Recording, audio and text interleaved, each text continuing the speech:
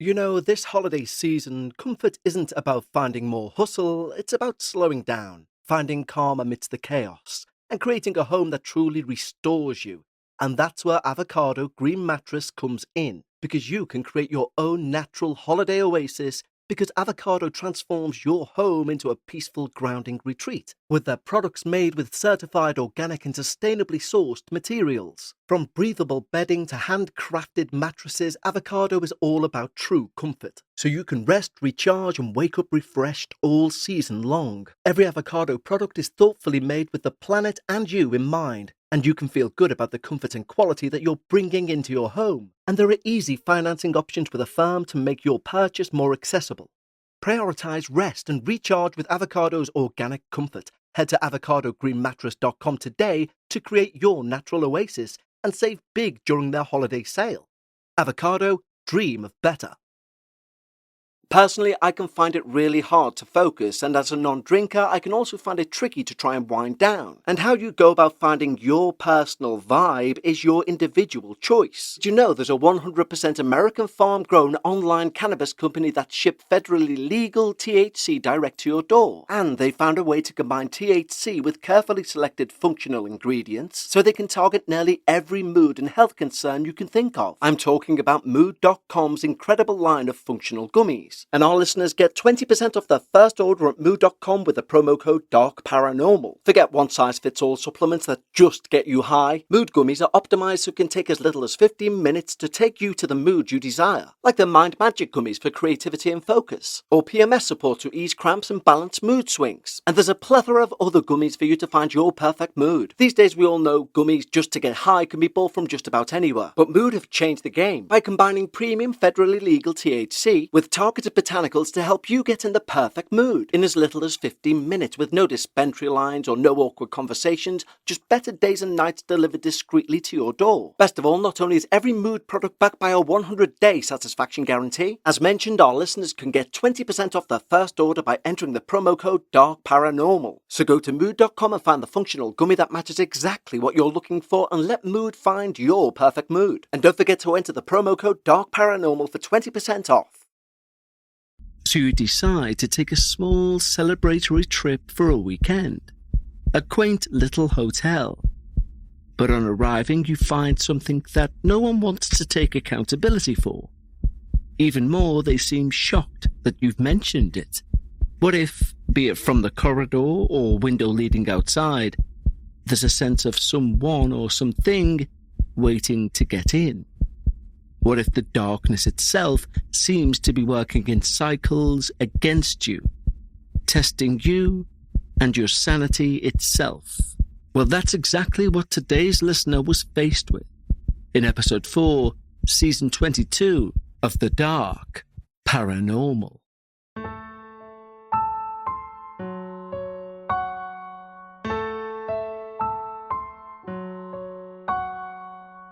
Live from Liverpool, The Dark Paranormal, Season 22.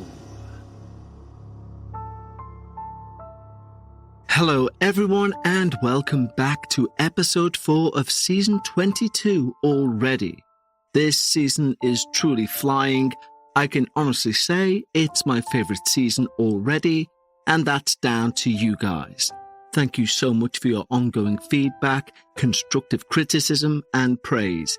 And don't forget, if you have any suggestions for future episodes or how you want your show to be shaped, email me, contact@thedarkparanormal.com. Now, before we get into today's amazing episode, a quick shout out to our Patreon team, who are a wonderful community. And if I was a paranormal fan who was not a podcaster, I would be joining this community in a heartbeat. Because having been a paranormal fan since I was maybe 5, and then the internet came along halfway through my life, I scoured these forums, etc., and always found them falling into chaos, basically. And I'm proud to say that our little group of people over on Patreon are the truest, most polite, accepting group of people in terms of fans of the paranormal I can honestly say I've ever encountered. Now, if you head over to our Patreon page, during this time of year, obviously, with Thanksgiving, Christmas, etc. coming up, adverts on podcasts everywhere are going to be rammed. There's a thing in podcasting called a fill rate, and basically we average around 60 to 70% throughout the year. At Christmas, everyone runs at 100%, meaning more adverts for you, meaning more breaks in play. Now, heading over to patreon.com/The Dark Paranormal, at our lowest tier, you can get ad-free access to each and everything that's released on the main feed. You could head up to our highest tier, where you get early ad-free access, a Patreon-only show every Sunday of the year called Dark Bites, where we take a look at shorter experiences, and from December, a brand new episode where we take a look more informally at the topics that have been raised that week. It truly is a fantastic place to be. And from January, for that tier, we will have their very own forum, one which is not like a forum you'll have seen before. So head over to patreon.com/The Dark Paranormal and join what is my biased but slightly unbiased opinion of sincerely what I believe to be the best paranormal online community anywhere. But right now, it's time. Lower those lights, make yourself comfortable, and of course, leave your disbelief at the door, as we hear all about the Texas darkness. Hey there, Kev. My name's Han, and I have no issue with you using my or my best friend's real names, if this makes it onto your show. I was introduced to your lovely podcast by my husband. He's a long-time listener, and I promptly binged as many episodes as humanly possible. Luckily, for binging purposes anyway, I spend an inordinate amount of time in my car, driving around the state for work. And I've relished the opportunities to keep the drives interesting by listening to these submitted stories and pondering the potential causes behind them. My husband's motive for introducing me to your show was not simply to provide me with more of the creepy, but because he already wants me to submit a paranormal experience of my own. To begin, some context and a little scene setting is in order. But first, like many of your listeners who've submitted stories have said before, this is 100% true. A 100% traumatizing account of the things that happened to Bridget and I earlier this year. As you'll soon see, we both went to great lengths to try and rationalize these happenings with logic and reason, trying our very best not to resort to the paranormal by any means necessary. Unfortunately, even now, neither of us can find an explanation that is not paranormal. As I write this, it's the 1st of October 2025, and this feels like a very fitting way to leap into the month. This experience happened a few months ago, March of this year, and has been lingering in both of our minds almost daily ever since. My best friend, Bridget, and I took a weekend trip to Fredericksburg, Texas, back in March to attend her cousin's wedding. It was a lovely little ceremony in a quaint, quintessentially southern town. And as we work in the same industry, one that gets hideously busy during the spring and summer, we extended our trip by a few days to make a little weekend getaway. Bridge, as Bridget shall henceforth be referred to, had booked us into a room at a local hotel, fascinatingly built in a converted airplane hangar that boasted a stylish adult environment featuring airplane memorabilia, USO history, and the romance of the 1940s. And according to the website, a World War II museum as well. Being nerdy ourselves, we were both beyond stoked to see the hotel and museum. So you can only imagine our disappointment when the hotel informed us at check-in that they'd accidentally double-booked our room and that we wouldn't be able to stay there after all. Luckily for us, well, unluckily really, as you'll see. The hotel graciously offered to put us up at their sister property on the town's main street, and for a substantial discount, which we were more than happy to accept. This hotel was significantly smaller, 11 rooms in total, most of which were housed above the taproom of a local brewery, one which claimed to be the oldest brewery in Texas. Sweet. We love beer, and we love cheap hotels. Things seemed to have taken a turn for the better. On our way across town to the new hotel, we stopped at a couple of wineries and had ourselves a nice buzz going by the time we walked into the brewery to check in. The concierge was a young man, very sweet, but oddly quiet, almost as if he was scared of us. But we brushed it off, chalked it down to the brewery being busy, and us being obvious outsiders in such an old-fashioned town. I'm heavily tattooed and a shaved head, and many Southerners don't quite know how to react to someone who looks so different.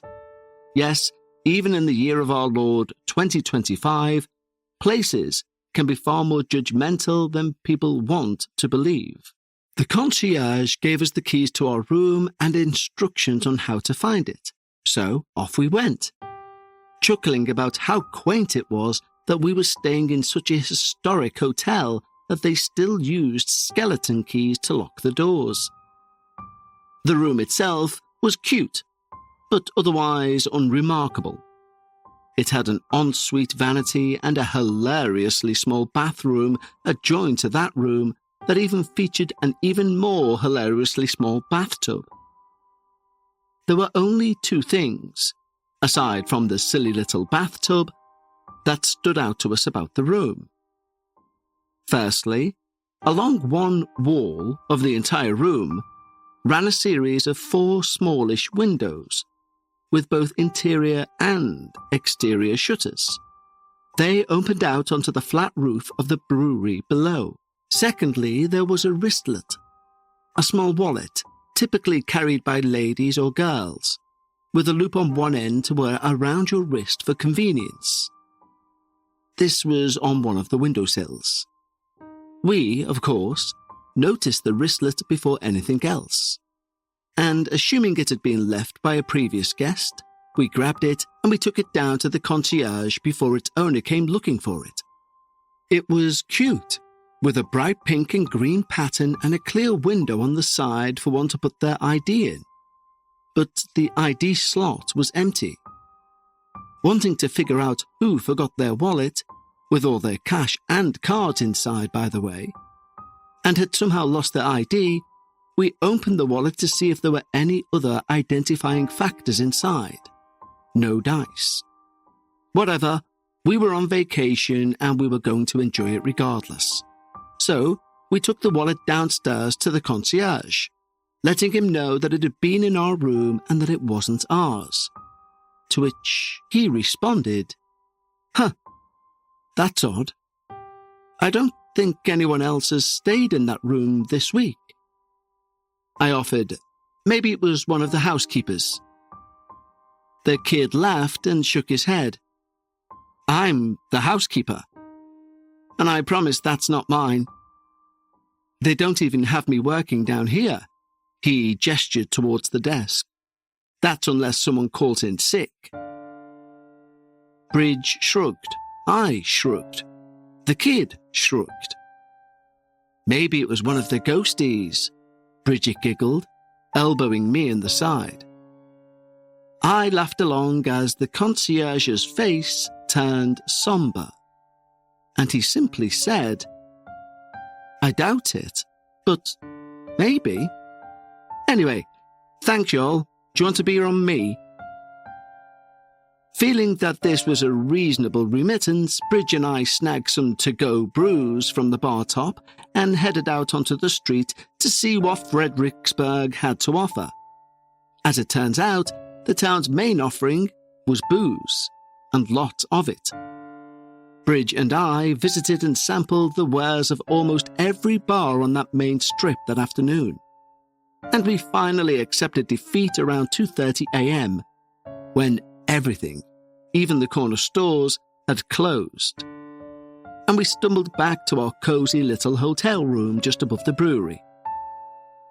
It should go without saying that we were both pretty smashed by the time we got back to that hotel. But I do feel the need to mention, smashed as we may have been, we were both fully coherent, not smashed to blackout point by any means. Now, obviously, the wallet isn't the point of this story, so allow me to get to the action. After the usual removing of makeup, brushing of teeth, changing of clothes, I noticed that one of the links in the band of my new watch was loose. The watch, though a really cool new addition to my collection, isn't the point of the story either. But it kind of does play a sort of hidden, vital role. As I set about fixing the loose screw that held the offending link, Bridge was poking around the room, opening cabinets, locating outlets for our phone chargers, and she noted that the shuttered windows along the wall were openable and came to let me know. Right about the same time, I got too frustrated with the inability of me to drunkenly repair the tiny screw on my watch, and offered to take a crack at it while I went to open the windows and see if there was anything exciting out there. At this point, it's probably around 10 to 3 in the morning. After a few minutes, Bridge informed me that since the head of the screw in my watch band was so tiny and delicate, none of the screwdrivers or tools either of us had in the hotel room would be thin enough to tighten it, but that a knife might work.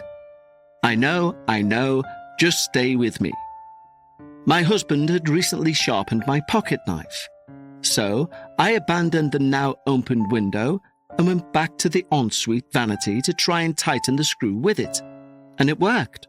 Sweet. Of course, there's a caveat here. The one that lends the watch/knife situation its role in this experience. Since the knife had recently been very finely sharpened, and since I was pretty hammered, neither I nor Bridge noticed when I sliced my thumb open, working on the watch. Pretty badly too, I still have the scar. Neither of us happened to notice, though my hand was pouring with blood. All over me, all over the floor, my shirt, the watch, the vanity counter, you get it. We were too excited about the fact that the windows overlooking the brewery roof had no screen, which meant we could easily hop out of our room and onto the roof. Feeling emboldened by drink and victory, we both clambered out of that window and onto the roof. It wasn't particularly exciting out there, to be sure. A view of the residential street behind the brewery. A look down into the brewer's back room to see the big fermentation vats holding beer, some leaves and standard roof detritus, and a HVAC unit. We hung out on the roof for about an hour, talking, smoking, dissecting the social interactions of the previous day's wedding. And then Bridge gasped and gawked at me, suddenly tossing her half-finished cigarette off the edge of the roof to the street below. "What? Are you okay?" I asked. Laughing, she gestured to my chest and torso. "Dude, you are fucking covered in blood. Did you kill someone up in there when I wasn't looking?" Looking down, I saw what had shocked her. The white t-shirt I'd put on to sleep in was indeed now splotched with blood, with a large smear near the bottom hem where I'd wiped off what I thought was water. We quickly took an inventory of ourselves, and eventually figured that I must have cut myself working on the watch. Oh well, easy fix. I may feel it in the morning, but I sure can't feel it now.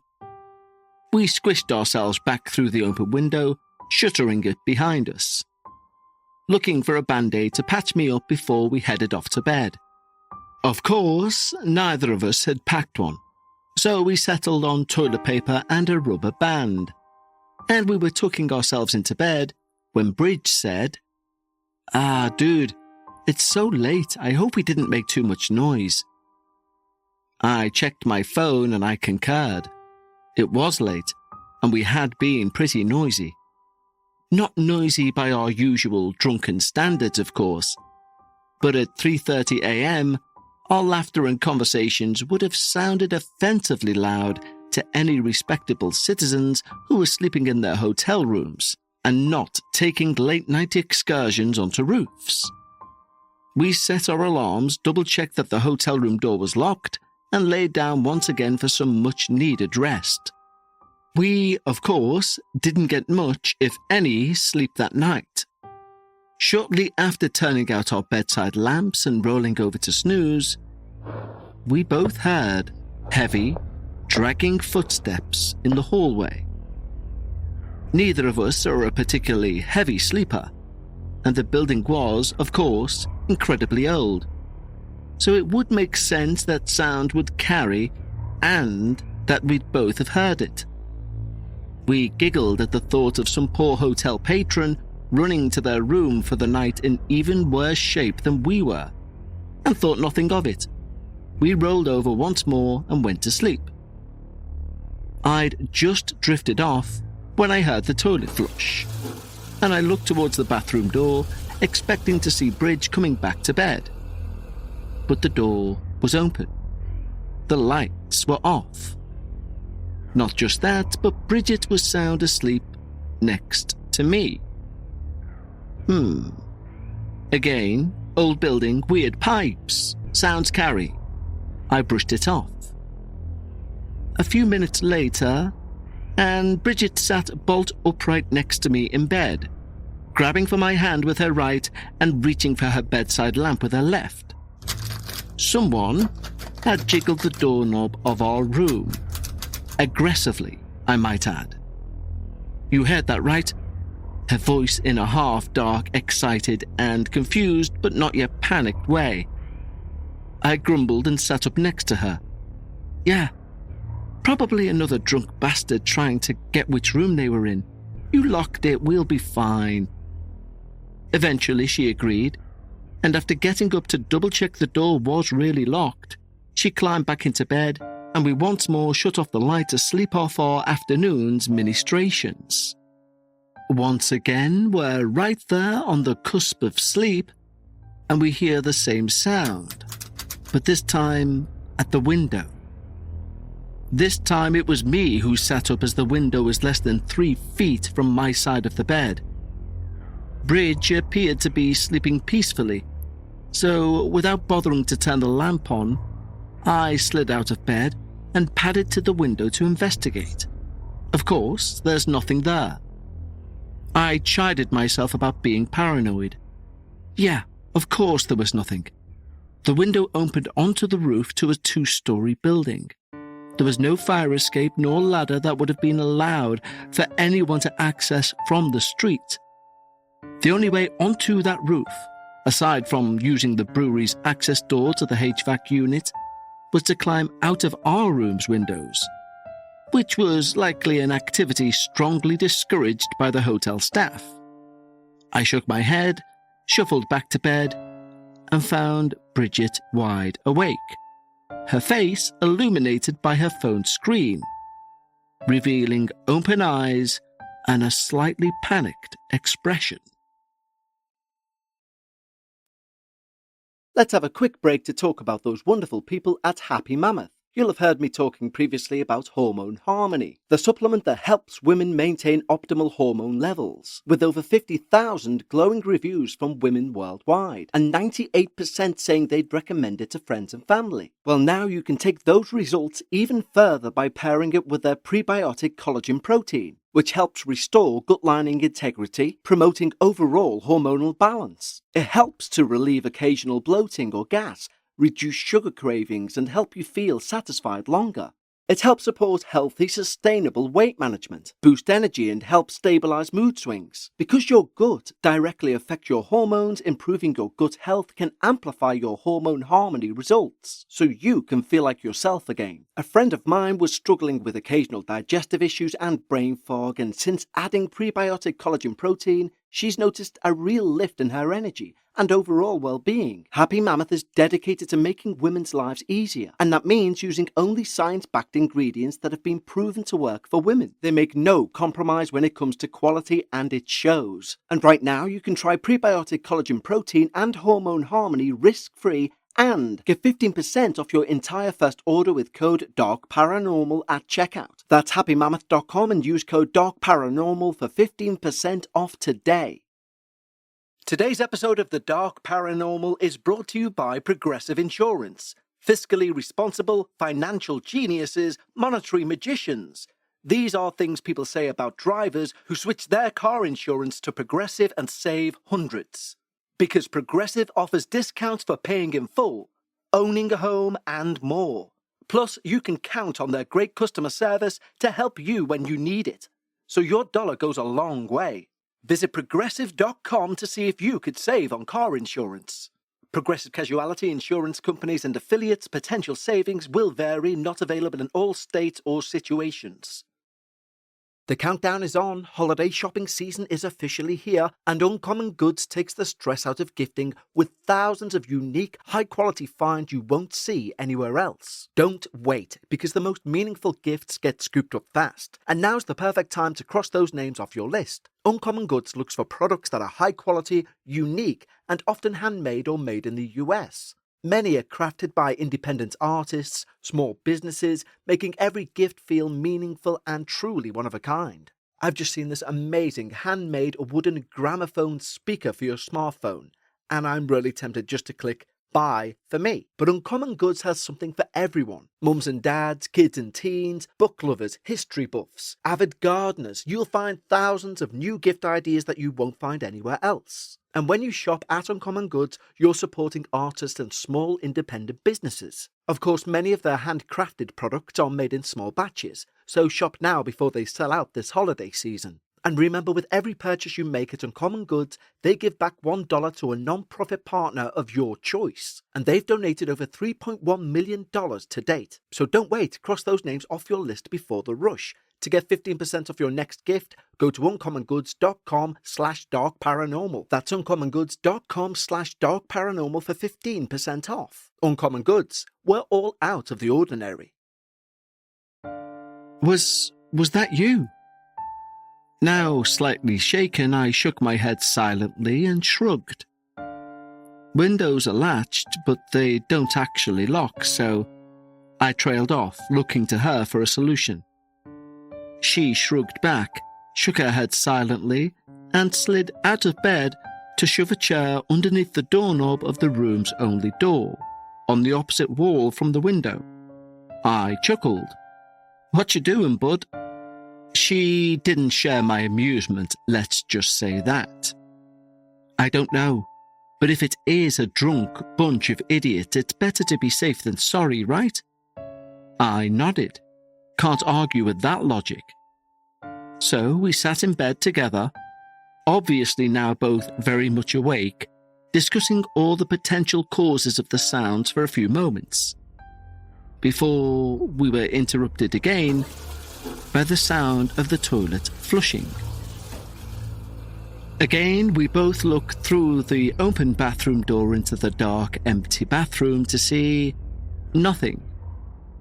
"Dude, I heard that earlier, and I thought it was you, but..." Bridge cut me off. "No, I heard it too. Weird."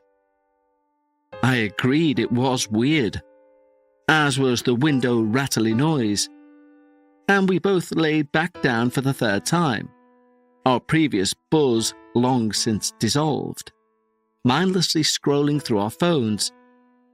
It wasn't long before we heard the same slow, trudging footsteps coming down the hall.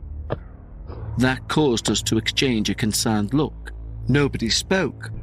The room was still and silent for a good few minutes, and then the doorknob rattled again, just as violently. We both stared at the door, wide-eyed, watching this handle jiggle for a few seconds before falling still.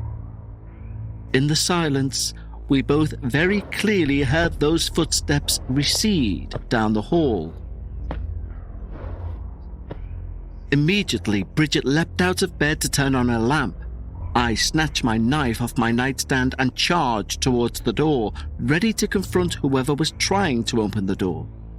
Bridge shoved the chair aside as I flung the door open, and I leapt into the hallway, peering over my shoulder as I came toe-to-toe with an empty, well-lit hallway. Nothing. I walked into the hall a few paces. My best friend stood at the door behind me. I called out in a voice that I hoped sounded intimidating, but was most assuredly not. "Whatever you're after, I promise it can wait until morning. We need some bloody sleep." This, of course, would have probably been far more effective had I not been clad in a giant stained t-shirt and polka dot panties. But we work with what we have, right? After taking a few seconds to ensure there was no one hiding in that hallway and creeping down the hall to confirm there was no one in the stairway, giggling at the incredible prank they just pulled, I sprinted back to the room, slamming the door behind me. The other guests be damned. Bridget was standing at the end of the bed, phone in hand. "Do you think this hotel's haunted or something?" she asked. We both let out a short, sharp, harsh laugh at the proposition. "Isn't everything haunted here? This place is old as shit," I quipped, with a confidence that neither of us warranted. The toilet flushed again, and we anxiously giggled our gratefulness to the toilet ghost for lightening the mood, before crawling back to bed for the umpteenth time, before crawling back to bed once more. Bridge made no move to turn off the lamp, and nor did I. And we pulled the blanket up over our laps as we sat in bed, looking at each other with uncertainty. After a while, the HVAC unit outside kicked off, which was closely followed by a rattling at the window. I chugged some water. Bridge got up to use the bathroom. We lamented the fate that had befallen my thumb, and after 10 minutes or so, we decided we should at least try to get some sleep. It was now around 4:15. The hangover was imminent. The time in the morning or impending hangover notwithstanding, the cycle started over again. The slow, dragged footsteps, followed a few minutes later by the toilet flushing. A few more moments later, the windows rattling.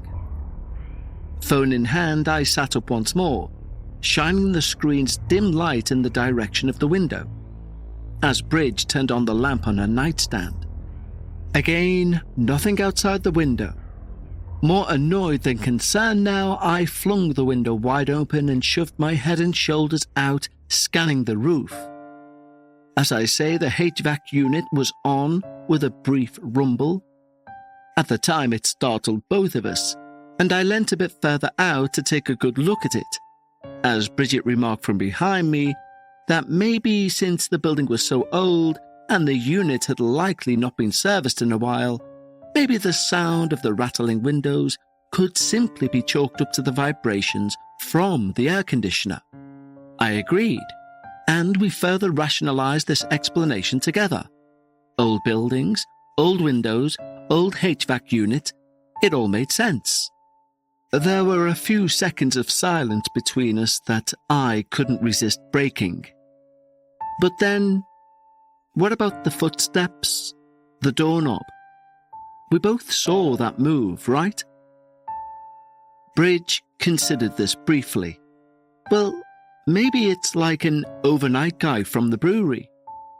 Or maybe the girl who left her wallet, hoping it'd still be here. She paused. Or something. She gave me a dubious look, which I returned, shrugging. Maybe. I don't know, man, I'm not a fan. She shook her head. At this point, I think it might honestly be easier if we just stay awake. I'm sure there's some kind of brunch joint we can sit in first thing of a morning. Get a little hair of the dog, she laughed. We debated this briefly, as we were rapidly approaching 5 a.m., far too late to get any worthwhile sleep. Ultimately, though, we decided some sleep was better than no sleep. We did have a long drive the next evening, so we shut out the lights and laid down once more. It was futile. The series of noises continued in that same way until sunrise. Footsteps, doorknob, toilet flush, window rattle. Bridget, ever the logician, eventually figured out it was roughly 7 minutes between each occurrence, a number that neither of us, even now, can draw any helpful explanations from. We spent the remainder of the evening or morning huddled together in the bed, blankets up over our heads, clinging to each other like children. We're both in our 30s and had a good laugh after recounting this story to my husband, who pointed out that the flimsy hotel sheets probably wouldn't have stopped anything that wanted to get at us anyway, and he obviously wasn't wrong. But still, ouch. Around 6:45 a.m., as the sky was beginning to lighten, whatever had been toying with us through the night evidently lost interest. At that point, we slept, if you could call it that, because it was about 9:30 before we'd raised, groggily dragging ourselves to pack our suitcases, tidy the hotel room, and face the day. As we left the room, however, we both let out a little squawk of surprise and tripped over each other, as we nearly collided with a pair of older gentlemen in the hallway. The next few seconds were a flurry of apologies and nervous laughter as we explained to these guys, more than a little sheepishly, that we'd been kept awake for most of the previous night. Imagine our surprise when they expressed the same sentiment. "Wait, really? What time did y'all come back here last night?" Bridget asked them, both of us hoping we'd finally found an explanation. These were the guys for the reasons behind the cacophony of noises. The gentlemen exchanged a glance. We didn't. One of them offered, looking at Bridge and I like we'd each grown a separate head. This old fart, he nodded to his counterpart, needed the handicapped accessible room, and it's on the bottom floor next to the brewery. Oh dear. The four of us looked at each other, now suspicious. Bridget and I once more recounted the walking, the doorknob, the whole bit, and the aforementioned old fart jumped in. "You know, we had a bunch of weird shit happen in our room last night too, but you know, we chalked it up to faulty wiring, an old building, whatnot." He shrugged and, seeing the shock that must have been all over our faces, continued. "The hairdryer in our bathroom kept turning itself on and off during the night, and..."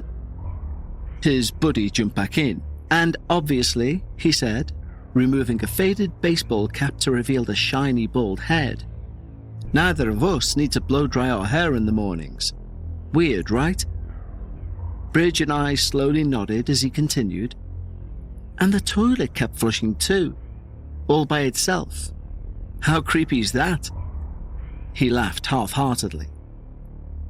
We both agreed it was weird, exchanged a few parting remarks about the hotel being creepy, and left the pair in the upstairs hallway, pausing only for a moment at the bottom of the stairs to deposit our room keys in the hotel's lockbox. After taking a moment to marvel at that coincidence, and acknowledge how earnest the men had seemed when recounting their own story, Bridge and I set to throw our suitcases in the back of her car and seek out some hair of the dog to get us through the remainder of the day.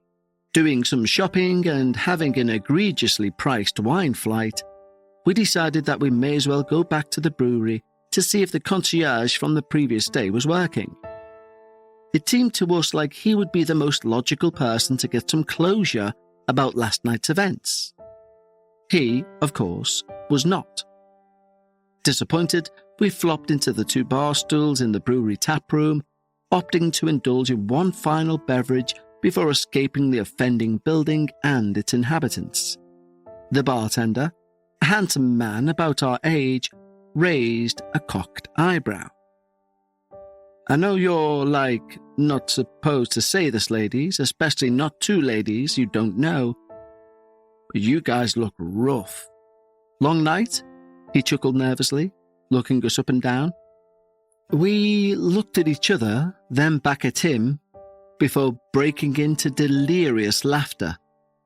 Talking excitedly over each other, we once more recounted our night detail by detail, quickly and quietly when we realized he was neither laughing nor smiling. The guy handed us our beers, offering a half-hearted smile. "These are on me, y'all." Confused, we accepted the pints and looked back at the bartender. "I mean, thanks, we'll take them, but..." I trailed off, cocking my head at him. His expression didn't change. "You good, bud?" The bartender shrugged. "I haven't been here for a very long time, but she has." He nodded in the direction of another bar lady, an older lady, with a grey long ponytail. Her back was to us, but he called her over. Wiping her hands down on her pants, she then shoved them in her pockets and regarded us with a quizzical expression. Clearly irritated at having been pulled away from her task, she asked, "What's up? You said they want to talk to me." Her male counterpart nodded, leant close to her ear to mutter something in a low voice, and walked towards the back of the brewery, apparently done with their conversation. Slower, calmer this time, and now more than a little suspicious, both Bridget and I explained the previous night to this lady. She listened intently, unsurprised by the story, and nodded to herself before breaking out into a huge grin, then laughed heartily and left us with this. "Well, yeah, that place is haunted as shit. Look it up. But maybe wait until you're out of the city limits." She winked. Bridget and I chucked as much of the free beer as we could handle and, now unnerved, made our way back to the car to head home. Neither of us had anything to say or even any idea of where to start a conversation. After the first 20 minutes or so, the ride was silent. Aside from the raging headaches and my now scabbed tender thumb, we made it home without incident, and nothing's happened since. But a few Google searches has revealed that the hotel is, of course, a popular stop on local ghost tours. But little more than that, and we're at a complete loss. If you've made it this far, Kev, thank you. Thank you for providing a platform for people to share their experiences, and for always representing them so gracefully and respectfully. We've only shared this story with a few close friends, most of whom were kind enough to indulge us and listen. But it's been clear that very, very few people in our circles believe anything to it, chalking it up to an old building, us scaring ourselves, and of course, the heavy drinking. I, and Bridget, of course, would love to hear any listeners' theories or insights, or even to hear if anyone else has had a similar experience at that same hotel.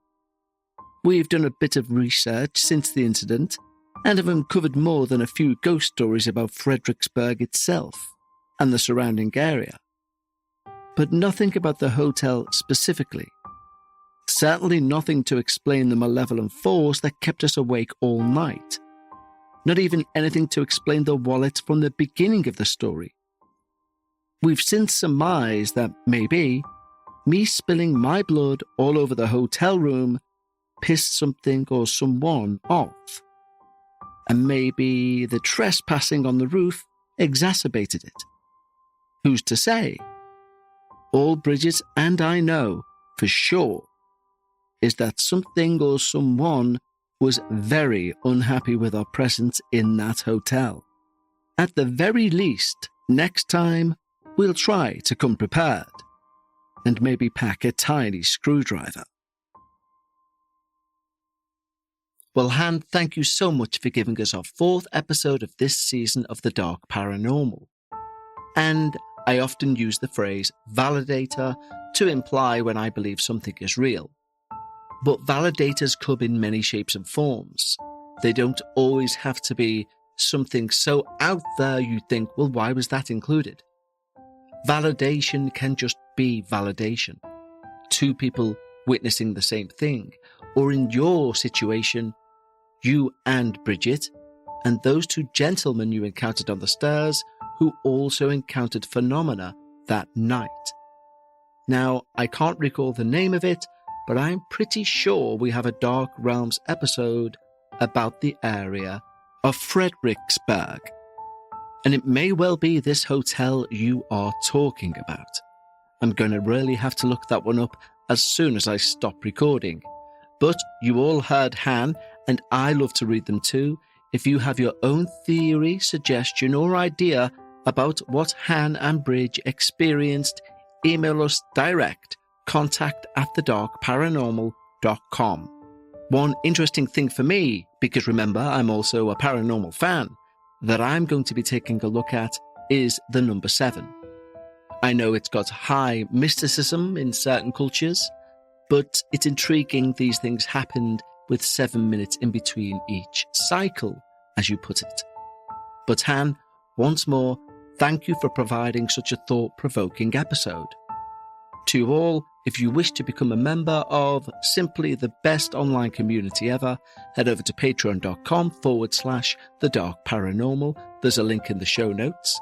Also, just to make you aware, because of the tier changes, I'm currently unable to change the highest tier until the final free tier person has gone off the tier radar.